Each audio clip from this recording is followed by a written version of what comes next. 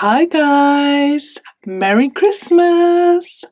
Welcome back to another episode of Sin and Tonic. Today's story is that of Joanna Yeates.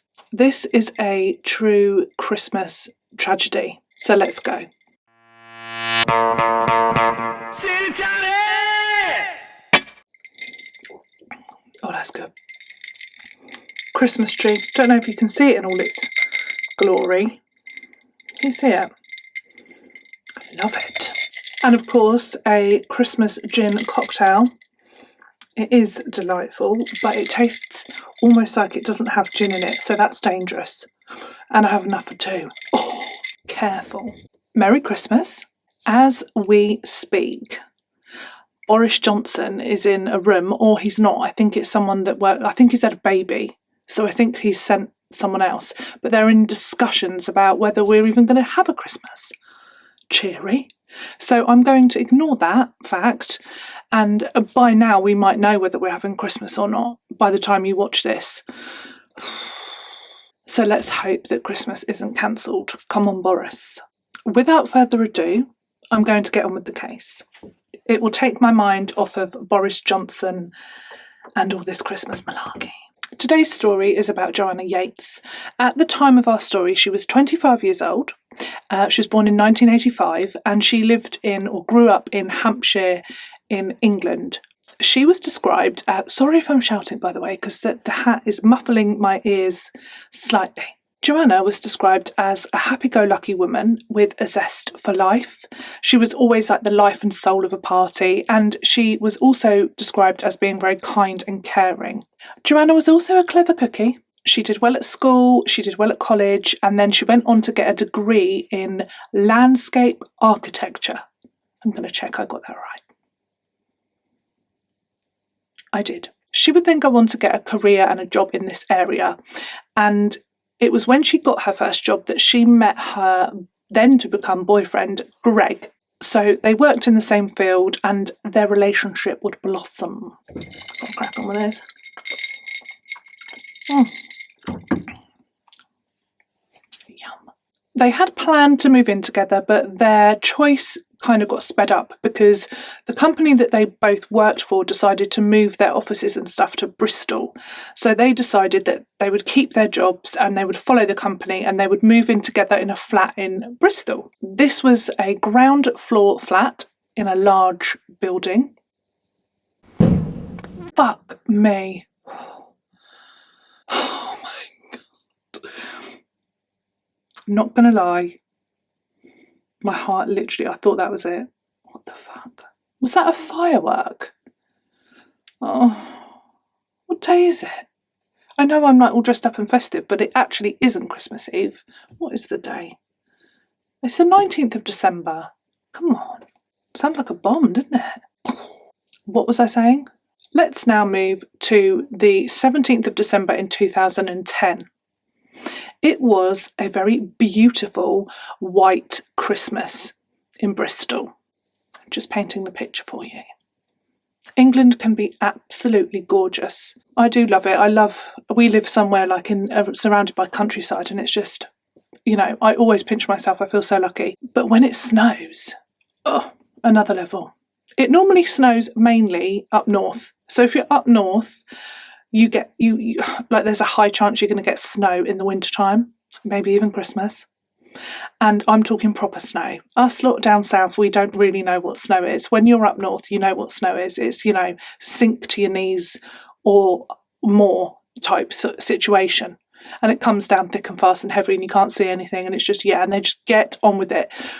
Down south, we get like a slight dusting. And don't get me wrong, it does look beautiful. It looks beautiful on all of the hills and the countryside. Lovely. Sometimes you get enough to make a snowball and we all go mad and we all, literally, the world just comes to a stop because it snowed. Can't get to work, can't do anything. That's what happens down south. That's what we're used to. Despite the snow, Greg had decided that he was going to visit family that weekend. So he was off to Sheffield, which is where he was originally from. And no wonder the snow didn't bother him because Sheffield is up north.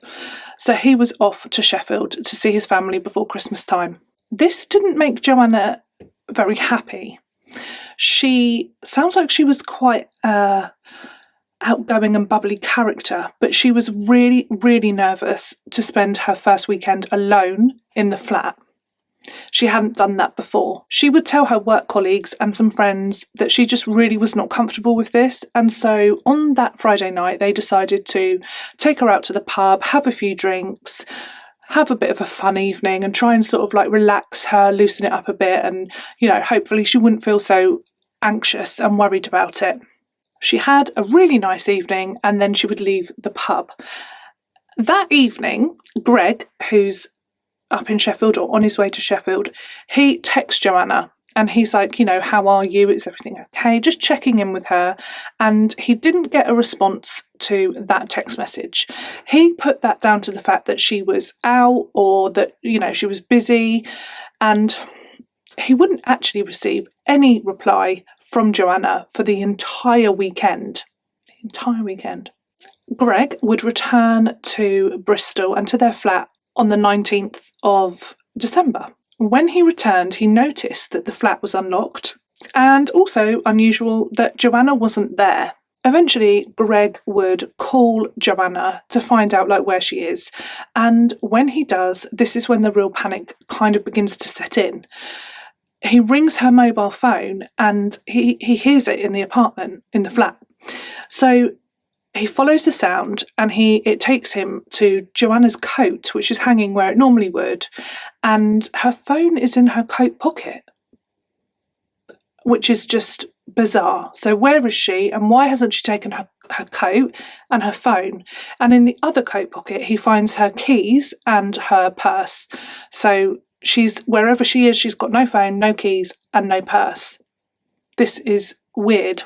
He then calls Joanna's parents, who are extremely worried, and they all agree that Greg should call the police. So he calls the police, and Joanna's parents jump into their car and they just make the journey down to Bristol. They go to Bristol. The police arrive and the police interview Greg, and they, you know, ask him all of these questions. And while they're doing this, Joanna's parents are frantically like hunting around this flat. They're trying to find any clues, any information about where she might be and what's gone on. All that they really found was a receipt for the Friday night at a local Tesco's, the best clothes, and she had bought a pizza. This is really where it does get spicy for me. I have so many questions. Let me carry on with the story, and then you can see what I mean. This pizza was bought at 8:40 on the night that she was last seen. This suggested that Joanna had left the pub, she'd sauntered to Tesco's, she'd bought herself a pizza and returned home, removing her coat and with her belongings in it. And then what? The pizza was then nowhere to be seen. There was no sign of this pizza in the fridge, in the freezer. There was no dirty baking tray, no dirty plate, no leftovers, nothing in the sink to indicate someone had eaten a pizza, and there was no box or packaging in the bin. It was like this pizza had just vanished. Last week we had a missing penis, and this week we have a missing pizza. What are you going to do? That is weird, isn't it? Things like that, I'm like, oh, that kind of gives me goosebumps. Like, where did the pizza go? Her parents went out searching for Joanna frantically. They were even banging on like car boots to see if she was in the boot of somebody's car, just very desperate to find their daughter. There was also a very emotional TV appeal that I watched, and they're just pleading. They really, really believe that someone had abducted Joanna. That was their first thought, and they were just pleading for somebody to bring her home. When they returned to Joanna's flat, they started to walk around. I believe there was a side door, and her parents started to do that, and then they noticed that they were sort of being followed into the flat. So they hung back and they waited before they went in, and then sure enough, these two people would come and talk to them. Now they were from the flat on the other side of the building. I will share a picture of the building so you know what I'm talking about. They were on the flat on the other side, and that also had its own separate entrance. Why is there things here? This flat was occupied by Vincent and Tanya, a couple, and they were just generally interested in like what was going on, because there was this huge police presence and they live in the flat next door. And so these distraught parents filled them in. So they told Vincent and Tanya what was going on and that their daughter Joanna was missing. This really, really worried Tanya. Vincent seemed a little bit more cool and calm and about it, but obviously that is quite a frightening thing to hear, that somebody has gone missing from their home. It was quickly determined that there was definitely foul play involved here. She had left without her money, her keys, her phone, her coat, and it was wintertime, it was cold. Interestingly, there were no signs of forced entry. So it would suggest that Joanna knew who her abductor was. Hebrew Jimmy's.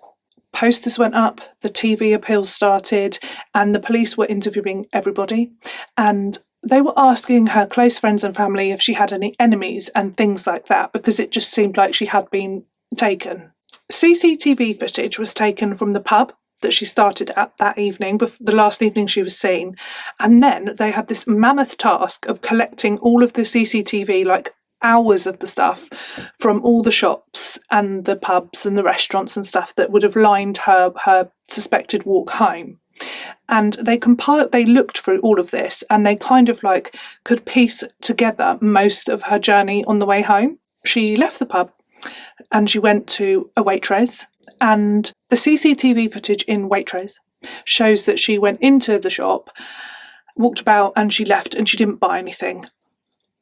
I don't know how that is possible. That is another mystery in this case for me, because I cannot go into a Waitrose and not buy something. They have the best food. Them and M&S have the best food, like literally. And just, yeah, like I have to come out of there with something. I can't go into a Waitrose or an M&S without a purchase. So that is also a mystery to me. But literally nothing must have piqued her fancy. She left Waitrose empty-handed and she walked to Tesco's. I lie.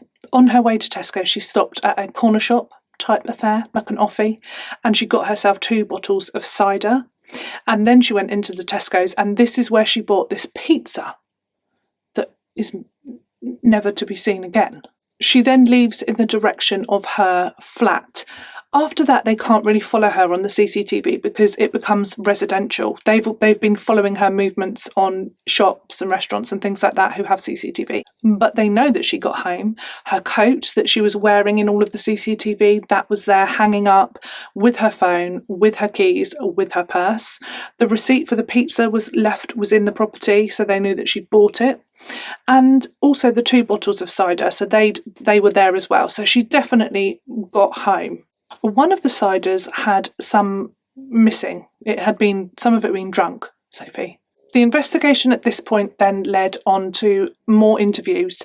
They interviewed everybody in all of the flats. This included Vincent and Tanya that had been round earlier. With Vincent and Tanya, Tanya had been at a Christmas do the night that Joanna had gone missing. Vincent was at home and he was just waiting to pick Tanya up.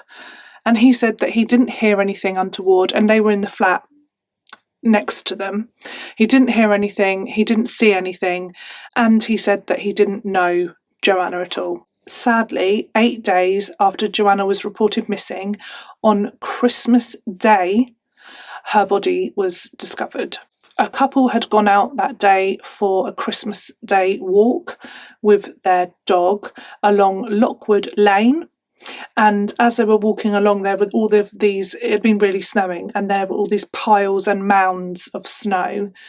And in one of those mounds of snow, they just saw something that looked suspicious, and it looked almost like denim and a leg or something like that. They weren't sure, so they called the police because they knew that somebody had also been reported missing.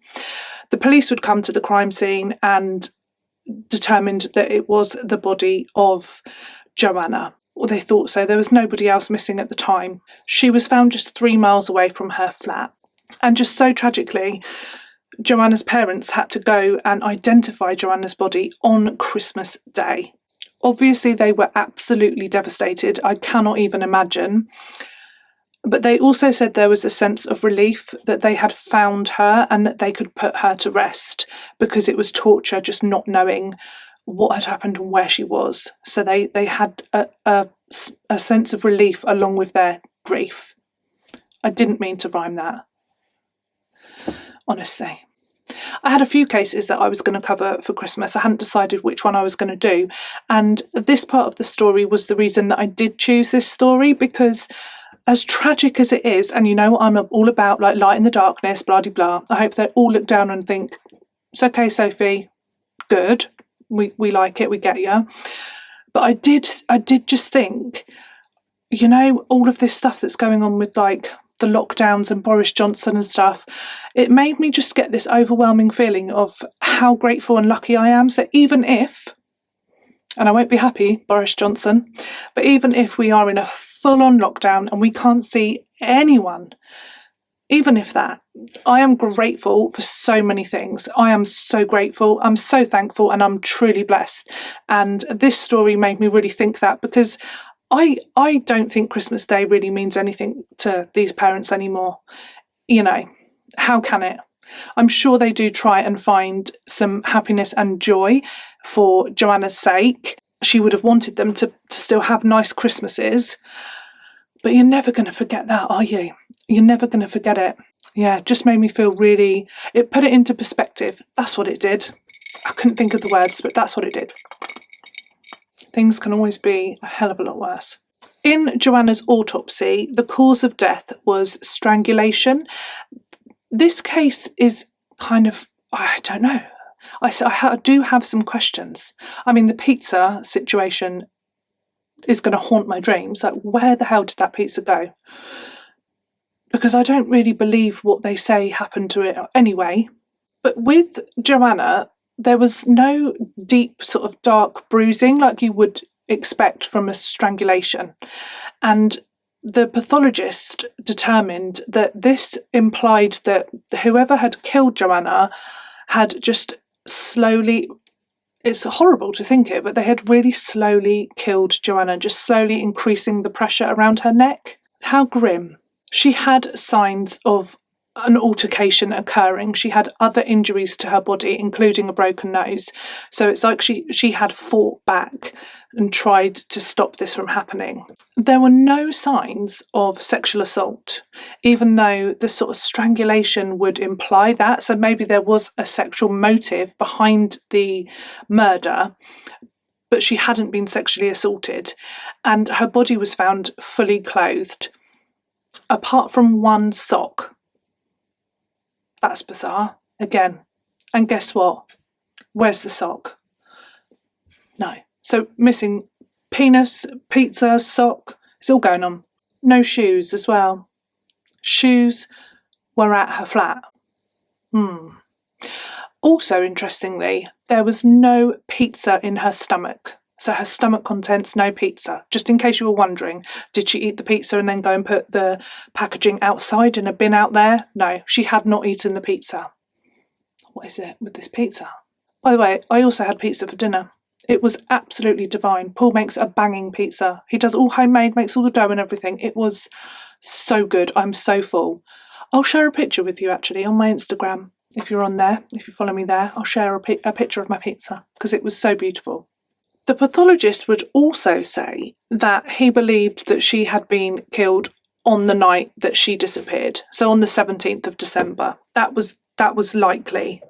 Her body had been pretty much preserved because she was in the snow. Everything was suggesting that she was killed in her flat and then her body was moved. The fact that she didn't have her shoes on, her coat on, anything like that, and that was all still at her flat. The flat was left unlocked. All these things were adding up. And, like I said, no forced entry. So her murderer, either she knew them and had let them in, or they had a key. Greg was the first main suspect that they had in the case. He was her partner, and they always look at the partner, don't they, first? Also, he had keys to the property, so that would explain no forced entry. So they had to have a good look into Greg. Where was he at the time? Had he definitely gone to Sheffield? Like, what was going on? They seized his phone, they looked into all of that, but he was quite quickly ruled out because lots of things pointed towards his timeline being correct and the fact that he was like properly well on his way to Sheffield when this would have all happened. There was one other person that had a key to their flat, and that was their landlord, Christopher Jeffries. And Christopher Jeffries also lived in the same building. He lived upstairs. He was very eccentric, a bit odd. People found him uncomfortable, were uneasy in his presence. He was described as a weirdo. He had recently retired as a college teacher, and he was just kind of pottering about. So he owned his flat, and he also owned Joanna's and Greg's, and he also owned Vincent and Tanya's flat. So he was their landlords, and he would spend his time just sort of like bumbling around, maintaining the properties. He would listen to music, he liked records. He read a lot. I don't think he had a TV, but he'd watch VHS tapes on a screen, stuff like that. As well as being odd, which is no reason to suspect anybody of any crime, but he had the key to their flat. He also had met Greg earlier that morning. Greg had car trouble and he was trying to start his car and stuff like that. And Greg mentioned to Christopher that he was going away for the weekend. So they also then realised that Christopher knew that Joanna would be on her own. He also had no alibi because he lived by himself. There was no one to corroborate that he had been at home that evening doing whatever it was he said he was doing, reading or what have you. At this time, there was a lot of press coverage already, and Crime Stoppers had offered £10,000 for any information towards the case that would lead to an arrest. And also then the Sun newspaper would up that and make it £50,000 for information. That's a lot of money, isn't it? I'm not saying that's a bad thing, but yeah, a lot of money. And there was general kind of panic and worry because just a young woman had just been abducted from her own home. So the police did tell everybody to make sure that they kept their doors locked and things like that because they didn't know what was going on. They had no suspect in this case. The police also had some appeals going on, so they appealed to anybody about Joanna's sock. So do you remember I said her sock was missing? She was wearing long sort of ski socks, grey ones, and they shared the other sock, I believe, and they showed the public and said, has anybody seen a sock like this? Because maybe the person that's killed her has kept it as a trophy and somebody might have seen it, or just seen it somewhere. Maybe it had been discarded somewhere and it might have evidence on it. So they appealed for that. And people did come forward. So some people came forward saying, two neighbours, not in the flats, not in the building that Joanna lived in, but very nearby, saying that they'd heard screams that night. So one neighbour heard a woman scream twice at around 9 o'clock, and that would tie in with the timeline of her getting home and then something happening at her flat. And then another person reported that he heard a woman shout, "Help me." But they didn't know where this was coming from. And then as soon as it had happened, it never happened again. But this was kind of sketchy because this was 8 days or more after the event. So the police couldn't really rely on these witnesses because they could have their day wrong. It could have been something else. So they didn't really have a lot to go on there. Good old English tabloids, they caught wind of the fact that Christopher Jeffries, the landlord, he was a suspect. And what better suspect for there to be? Some quirky, eccentric, odd, kind of weird, uncomfortable man, single, living on his own, retired college teacher. It sold papers. And they ran with it. They had him pegged as guilty before they'd even thought twice, I think.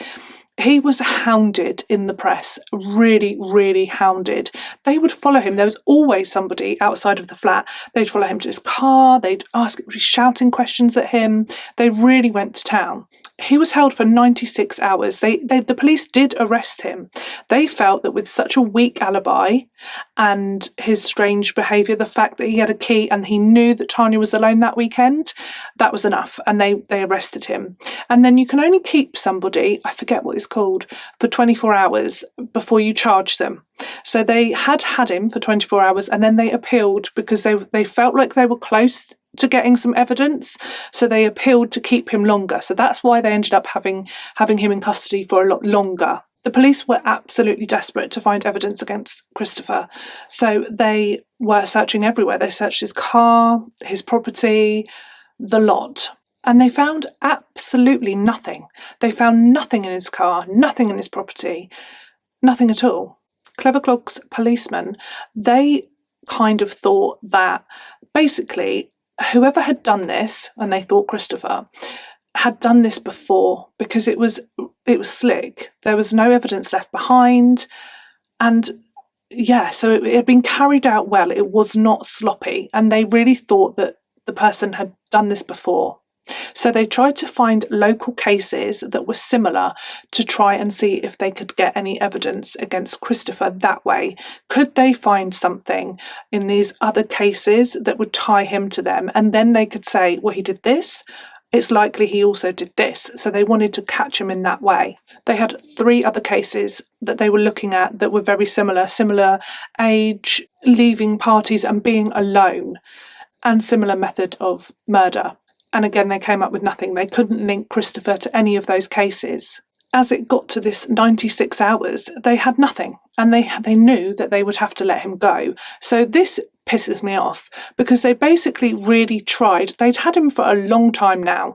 And they really, really tried to make him confess. So he would go on to say it was just awful. Like they were trying their hardest. And it got to the point where he even just felt like, he felt like he was going mad and almost that they were right and stuff like this. But he didn't kill. He didn't kill Joanna. He was, in fact, innocent. So can you believe the strife that they put him through? I just, unbelievable. So many things in this case that are just like, okay. So poor Christopher Jeffries has gone through this 96 hours of absolute hell. And he's a completely innocent man. Oh, I hate it when that happens. Makes my palms sweaty. I feel like I keep losing my hat. Can't take it off now, I've committed. I'll have hat hair. Thankfully, the police are not completely hell-bent on Christopher Jeffries as their main man. This does happen sometimes, and the real killer is free for many, many, many years. But no, and they decide to go down another route of inquiry, and this is because, very stupid of him. Do you remember Vincent that I was talking about earlier? The neighbour, Vincent and Tanya. Well, Vincent Tabek, he's over in Holland when all of this is going on, when Christopher is having this awful time in police custody. And Vincent, he's over in Holland keeping up to date with the story because, after all, it was his neighbour that's been murdered and he was interested and wanted to know what was going on, right? So he's over there. He starts to see all of these stories about his landlord, Christopher Jeffries. And so he's straight on the phone to the police because he has remembered something. He has remembered that on the night that Joanna went missing and was murdered, he happened to be looking out of his window, and at one point in the evening earlier, he noticed, just because he was looking around, he noticed that Christopher's car was parked in its usual space and it was facing a certain way. I forget which way. And then later on that evening, he was looking out the window again. I don't know, people watching, who knows, whatever. He's looking out the window and then he notices that Christopher's car is back in its space, but it's round the other way. So he's definitely gone out that evening. Okay. But Christopher, in his alibi, he never mentioned that he'd gone out anywhere. Oh no. He said he was in all night, but no one could confirm or deny because he lived alone. But now, Vincent, he's on the blower, telling everyone, the police, Sophie, that Christopher did go out that night. He must have done because his car was facing another way. Oh, well, the investigators here find that interesting. They find that very interesting. Very convenient that all of a sudden, now that there's a suspect, after a couple of weeks, Vincent pipes up and he has this information that he never had before. This was so much of a red flag that the police actually sent an officer out to Amsterdam to interview Vincent. A working holiday there. They spoke to Vincent, this officer, for 6 hours. Quite a long time. And in that 6-hour interview, Vincent was mainly concerned with what sort of forensic evidence they were looking into in the case. Ooh, I wonder why. And so he had all of these questions. He was really interested in it. Obviously a true crime fanatic. When the officer then broached the subject of DNA, he wanted to take his DNA and fingerprints so that they could rule Vincent out of all of these inquiries. Right, quite standard. And Vincent kicked up a fuss. He didn't want to do that, so that's a red flag. This behaviour and his whole obsession with the forensic evidence, it just sparked a lot of suspicion in the officer, and he called back to England to inform, his superior about what was going on. Eventually he would agree to giving his DNA and his fingerprints. So he did do it. Right, so what's with Vincent? Vincent moved to England in 2007. Now, his friends and family back in Holland would say that he was a shy and introverted character. However, when he came to England and he got a job, he was a clever clogs. He got a job, a successful one, and all of his colleagues in England would say that he was an extrovert and outgoing and outspoken. So it was like he was a bit of a chameleon, really. He came to the UK for a highly demanded job in engineering. So this job entailed, like big shops and supermarkets and malls and places like that, shopping centres. His job was to monitor how people move around spaces, like open spaces and things like that within, shopping areas normally, and airports and stuff. So he would monitor that and watch that and then redesign the space to make it work better, be like less congestion and better flow. And he would travel around the UK doing that, and also the US. Basically, he worked out how to optimise space. And when he came over here, he met Tanya, and they started a relationship. I believe they'd been together for about a year before our story. Anyhow, this clever cat, he was right to be worried about the DNA and fingerprints, etc., because not long after his DNA had been handed over, it came back as a match to a lot of key evidence. The samples were really tiny, so they couldn't determine whether it was semen, saliva, sweat, or, just touch or whatever. They couldn't determine that. But it was like a 1 in a billion chance that it couldn't be him. So, it was him. It was his DNA. They would find this DNA on the backs of her jeans, behind her knees. So if you were to carry someone, so, under the knee. So it would suggest that that's how he carried her to his car. They also went on to find fibres from his coat and his car on Joanna. Needless to say, Vincent was arrested and charged with suspicion of murder, and his flat and his car were then thoroughly searched. Vincent's family in Holland and friends, they started saving up money and campaigning for him, to have to pay his court fees and stuff like that. They really believed he was innocent. The reason for this pretty much was because the police had already done a really terrible job of really thinking that somebody had, or they had the killer, Christopher Jeffries, and then didn't. He was innocent. So that doesn't fill you with faith, does it? Even Christopher Wilkin? Who is Christopher Wilkin? I wonder, is he famous? Anyhow, even Christopher Jeffries, sorry if I've said that before as well, because it came out very naturally, but it's Christopher Jeffries. Apologies. Even Christopher Jeffries thought that they had it wrong again, because he just had no faith either, and he felt sorry for Vincent because he was like, you're putting through another innocent man through this. He thought they were just desperate to find a guilty person, and convenient that it was me and now it's her neighbour. He didn't believe it. But Vincent's computer would tell another story. They found countless searches of the case. So while he was in Holland, he wasn't just keeping up to date with the case, excuse you. Oh no, he was obsessed with this case. He was checking in on this case all the time, more than is usual. They also found very many searches of really violent porn on his computer, lovely. And in one video that they found, what a job, just having to look through this vile stuff. In one video they found, there was a body that mirrored how Joanna's body had been found in the snow. It was very, very similar. And often in these videos, they included strangulation. He had also Googled and searched the street view of Longwood Lane, which is where Joanna's body was found, and he had done that before her body was found. This annoys me every time. Vincent did the old no comment, no comment, no comment.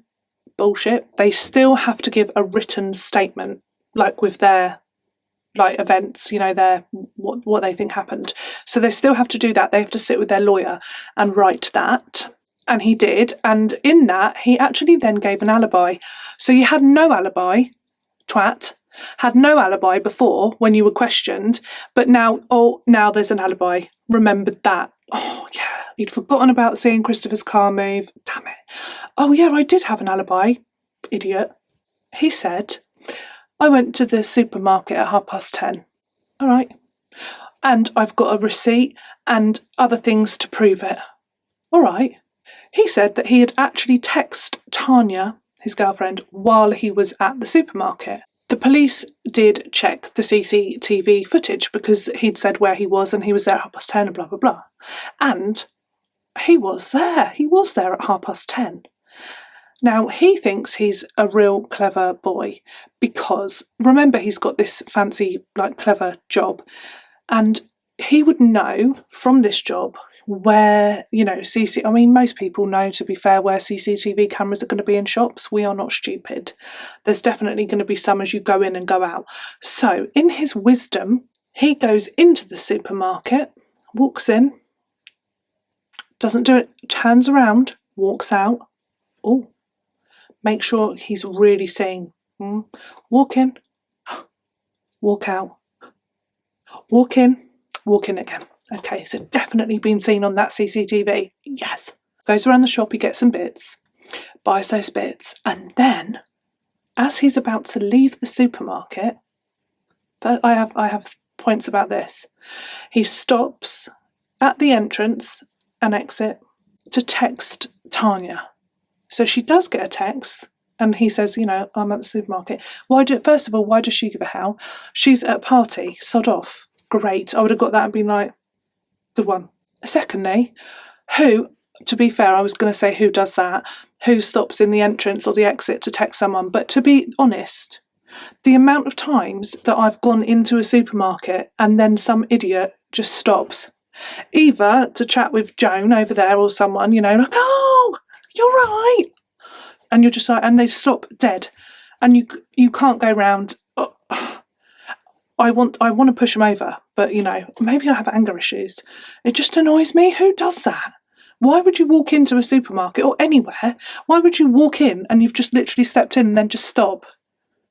What is that about? It happens more often than I care to think about because it stresses me. Anyway, it's annoying as hell, and he's a knobhead and a douche because he did it. So he's got this magic alibi, right? 10:30.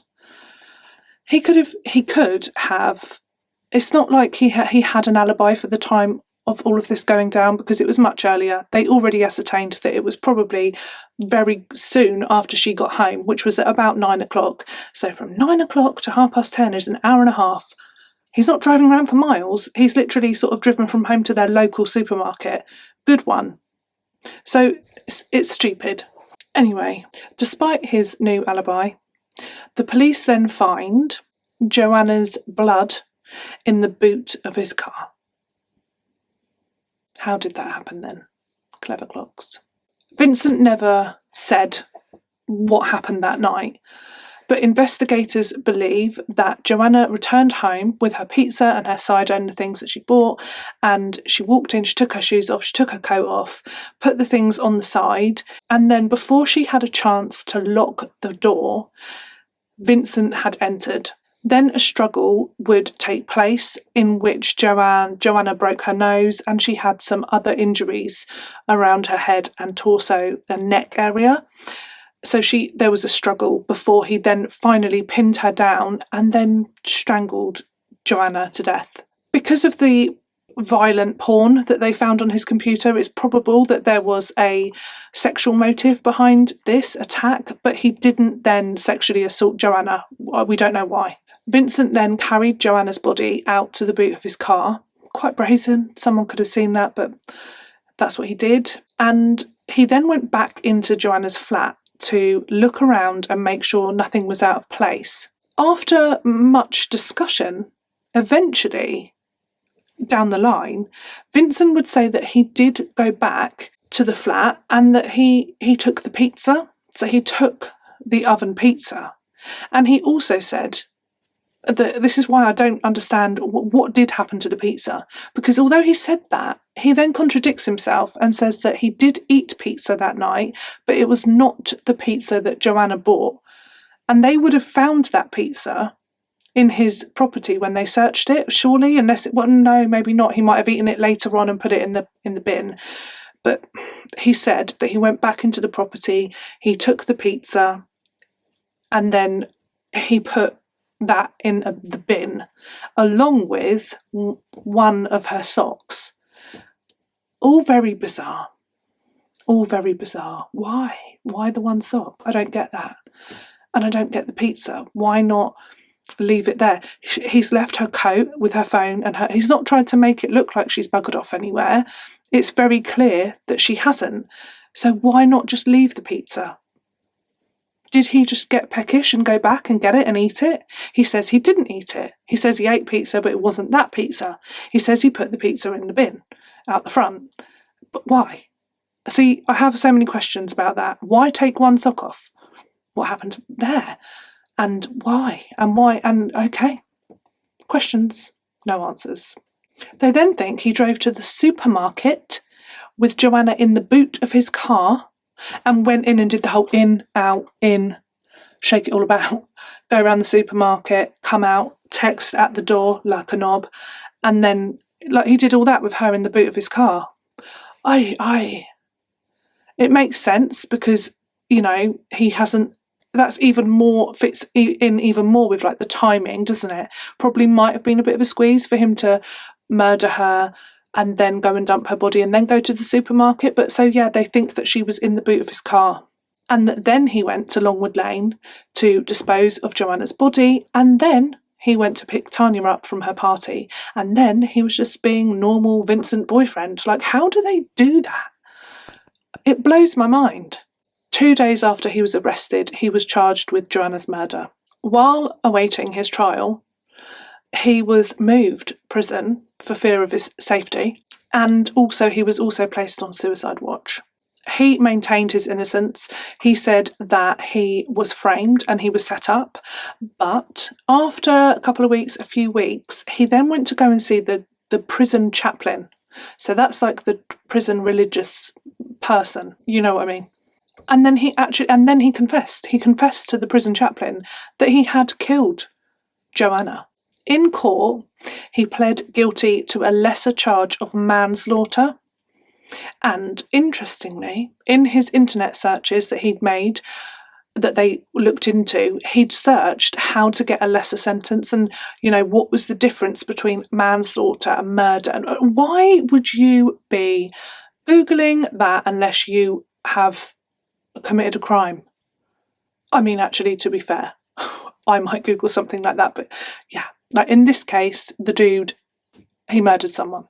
Shall we have a laugh at his version of events? Oh, let's. He said that he was walking around and then he was walking past her front window. Why? Don't know. Walking past her front window, she was in the kitchen and she waved and then she went, "Come here." Okay, I hate telling their version of events, can you tell?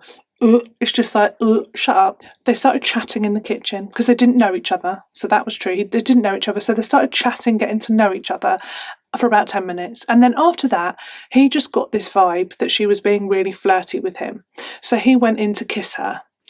There are so many things that I could say about that. Like, even if you were on a date, 10 minutes into an actual date where you've both agreed to be there for romantic purposes, possibly, 10 minutes in, are you going to try and snog her? What? No, don't do that. He says that he went to kiss her, and quite rightly, to be fair, she started to, well, she didn't want him to. He'd got it all wrong. He'd read her signals completely wrong, and she started to scream. Because that's a usual response to someone, not just like, oh no, sorry, I gave you the wrong idea. No, scream her lungs off. So he put his hand over her mouth. It's so bullshit. He put his hand over her mouth to stop her screaming. Then he took his hand away and she started to scream again. So then he put his hand on her mouth, and just by accident, his hand slipped and then he strangled her to death, slowly. Piece of shit.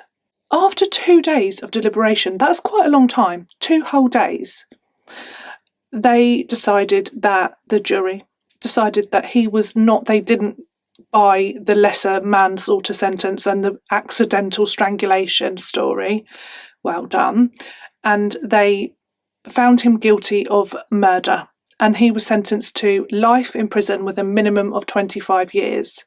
It is very unlikely that he will ever come out of prison, because even though it's a minimum of 25 years, every time he's up for parole, they will determine whether they think he's a threat to society. And this man, they really strongly believe that they caught a serial killer before he killed again.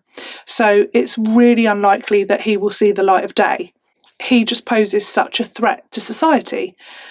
Also, in the searches of his computer, they found, get this, over 100 indecent images of children, and out of principle, they tried him for that, and he was sentenced to 10 months. And that sounds ridiculous, a really small amount of time for something so vile. However, it was out of principle that they tried him for that, because they know that he's not going to come out of prison. So it was just so that that's there, and he was tried for it.